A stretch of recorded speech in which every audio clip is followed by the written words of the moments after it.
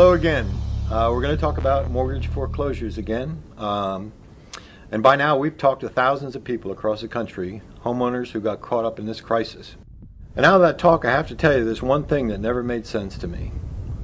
Why these mortgage companies would hammer these homeowners with late fees and other charges, seemingly trying to force them into foreclosure.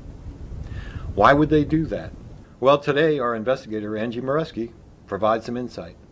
Well, Chris, what these mortgage companies and loan servicers don't want you to know is they make more money off of you as a homeowner when they keep your loan in default. We've been investigating these companies for more than 2 years now, and what we've learned is in some cases they have incentives, even contractual agreements with investors that make it difficult for them to work with you to prevent a foreclosure. We got some eye-opening insight into how these companies operate when I interviewed a former employee of EMC, a loan servicer owned by Bear Stearns. What Bear Stearns did, or EMC did, was they would look for loans that were in the defaulted status, and they would want the bulk set. Why would a loan servicing company want to buy defaulted loans in bulk? Isn't it a bad thing when homeowners don't pay their mortgages? Apparently not, says former EMC employee Miranda Henderson. They make more money servicing these loans, so the more that they're in default is the more money that they are apt to make off this loan as long as they stay in default. Late fees and penalties add up fast for homeowners in default and increase profits for servicers. Henderson says EMC even considered homes in foreclosure attractive when they were looking to buy loan pools to service. Say Countrywide would have 15,000, 20,000 loans and 13,000 of them were in foreclosure. To EMC, that would look like a good deal because to them, that would make more money for them. Henderson recalled one specific case of a couple about to lose their home to foreclosure in California. It was an elderly couple who they had lived in their house almost 30 years. That couple's foreclosure landed on Henderson's desk. She got a call from their real estate agent asking her to stop the foreclosure because they had the money to pay off the mortgage.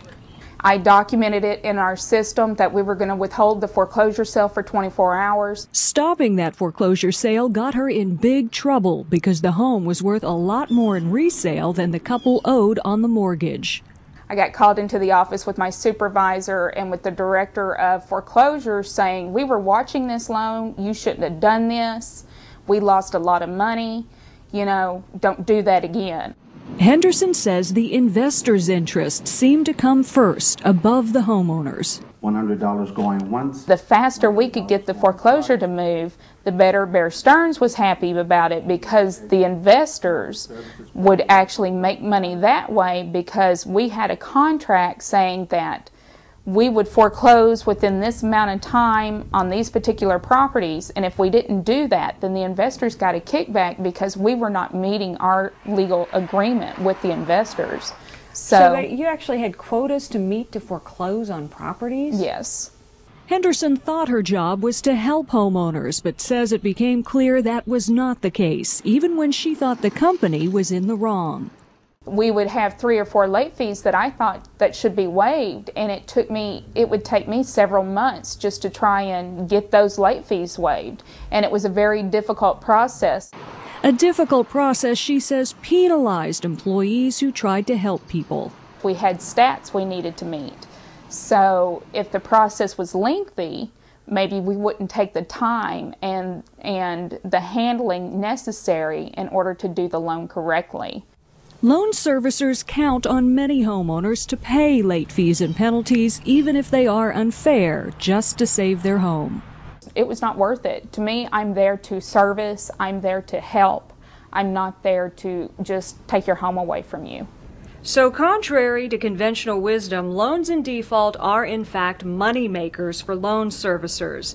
So you can forget all those catchy names like the Hope Team and the Mod Squad. The reality we see day in and day out is these companies are not living up to all the PR spin that they want to help homeowners avoid foreclosure. Chris? Thanks for that, and thanks for watching. Until next time.